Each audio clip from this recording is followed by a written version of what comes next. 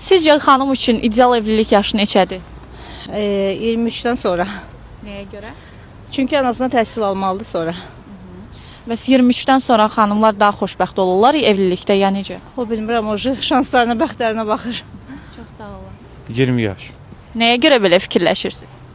Yəni səhər yolu uşaq saxlamağa, ailə qədir bilmək üçün mən elə fikirləşirəm ki, 20 yaş. 20 yaş kifayət eləyir ailə dəyərlərini anlamaq üçün.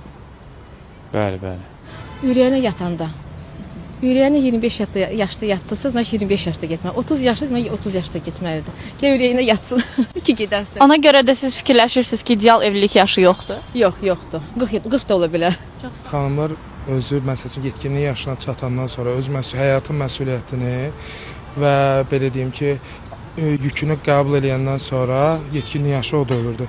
Ola bilər 20 yaş, ola bilər 25 yaş, ola bilər 18 yaş, amma mən sizə dəqiq deyə bilmərəm. İnsan özünü məsuliyyətli və yük belə deyim ki, daşımağa hazır olanda o yaş olmalıdır. 25 yaşından sonra. Çünki kişilər inkişaf eləməlidir, başa düşməlidir. Belə bizim yaşlarda baxmırıq. Ancaq indiki zamanənin cavanları 25 yaşından sonra onlar sənət lazımdır qızlara.